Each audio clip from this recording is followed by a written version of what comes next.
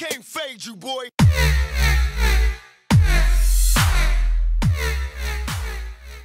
Hey, what is up guys? My name is Daniel, and today I'm here with a commentary about the GTX 750 Ti. I haven't done, tech news commentaries in quite a while, but I'm bringing them back for this occasion because this card excites me for a few reasons, and I'll get into why right here.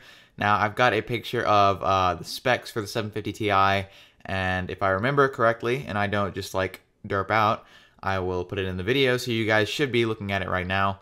And it's the specs between a GK107 card, which is a Kepler-based GPU, which is what the GTX 650 was, versus a GM107 core, which is what the new 750 Ti is. K stands for Kepler in the GK107, and M stands for Maxwell in the GM107. This is the first ever implementation of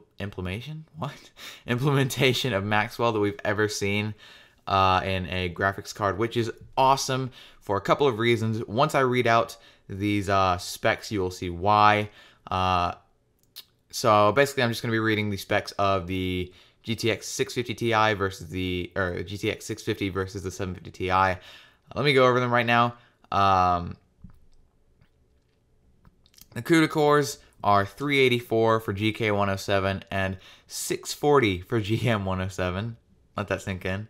The base clock for GK107 is 1058 and GM107 is 1020.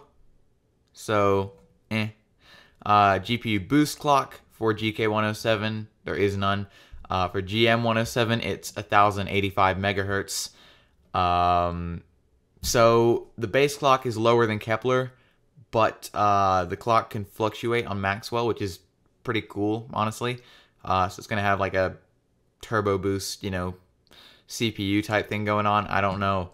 I'm not a graphics card expert by any means, but yeah. So for the gigaflops per second, now this is important for Kepler versus Maxwell. For Kepler, it's 812.5. For Maxwell, it's 1305.6.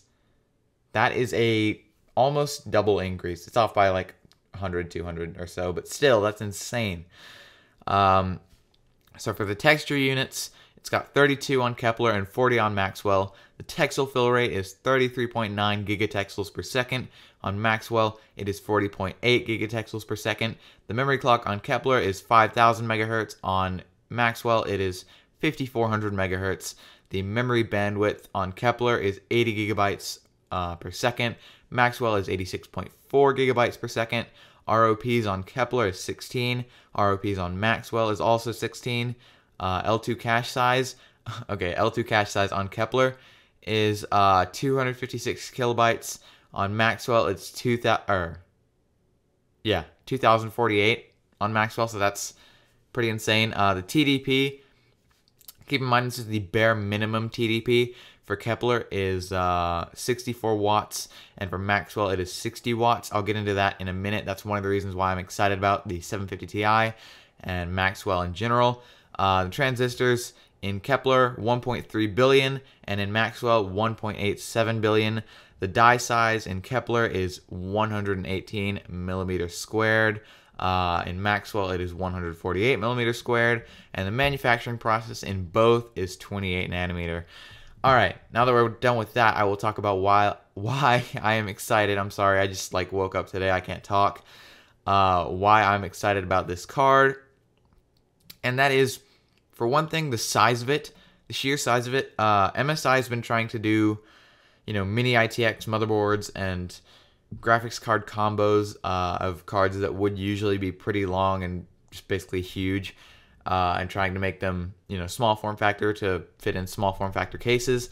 But now it's great to see that happening on a larger scale. And don't get me wrong, when the GTX 800 series comes out, like 860, 870, 880, 880 Ti, whatever else, they're still going to be big. They're not all going to be this size, trust me. But just to see, entry-level cards being super small and have a super low TDP is great, because that means that, console gamers who happen to have a PC in the house If they want to switch over to PC gaming, they're not going to have to build a whole new rig, which is just awesome. They could just pick up one of these graphics cards, chuck it in their rig, and be ready to game pretty much. And that's because of the super low TDP. You know, anybody basically, you know, with like a Dell PC or whatever, I was about to say Gateway, but then I realized that's like super old at this point, could just chuck this graphics card in and instantly be able to game. Let me get to some benchmarks right here. I have some benchmarks in, you know, gaming and frame times and wattage and stuff like that. So yeah, let's see. BioShock Infinite. This is at max settings at 4 times anti-aliasing. The 750 Ti, again, I can't talk today. The average frames per second is 47. 1080p max settings at 4 times anti-aliasing. 47. I don't even, like, I have a GTX 770. I don't even play my games at max settings. I don't. I usually play them at, like, medium, high, just so that I can get a solid 60 while recording. But you could play all your games on 1080p medium settings with a 750 Ti and get 60 FPS.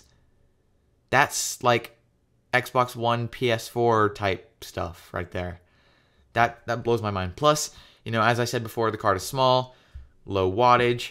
So really anybody with a spare PC at home that's like half decent with a half decent power supply could just chuck this in and start playing games. So let's move on to the next one. For Battlefield 4, at average settings, so this is like medium settings, you got 36 frames per second, and the minimum frames per second is actually 23 on this, which is just pretty insane. So, you know, you won't be getting terrible frame drops by any means, which is just great. Moving on to the next one is Grid 2, and I actually play this game, and this game is stunningly good looking. Like, you have no idea. This is at average settings, and with the 750 Ti, you get 50 FPS, or actually it's 49, which is still definitely more than playable. I play a lot of my games at that FPS. Obviously, I play games like Crysis 3 at that FPS, because I have a 770. Brag, brag, brag. So, you know, that's that. But still, it's more than playable. Total War Rome 2, it did kind of get unplayable at this point. 750 Ti, this is at average settings. It's at 23 FPS. So, again, that may be a CPU thing in this benchmark because Rome is a pretty heavy CPU game. Or they may have just had, like, a bunch of units on the scene or whatever. So I would recommend playing that at, like, 720p or something. So it was kind of a fluke on that one. But again, now we're going to get into the wattage. So the max wattage at 100% GPU load for the 750 Ti is 164 watts. And actually, I have a few builds coming out on my channel that are with this card. And I'm using a 430 watt power supply with no issues. None. So, you know, enough said, really. And for the peak temperature at max load, again, 100% load, this is in Celsius, it's 54 degrees Celsius. And a lot of graphics cards can actually take higher temperatures, mainly AMD, but still NVIDIA can take some high temperatures. And my graphics card on max load gets more than this. I'll say that already. It's like 57, 60 range. So this is pretty good. Enough said.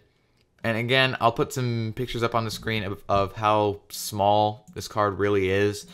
And it's just insane. So yeah, again, what are your thoughts on the card?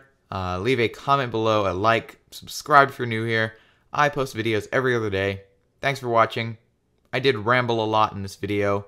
I haven't done news commentaries in a long time. So forgive me if I sounded terrible in this video. But yeah, thanks for watching. Peace.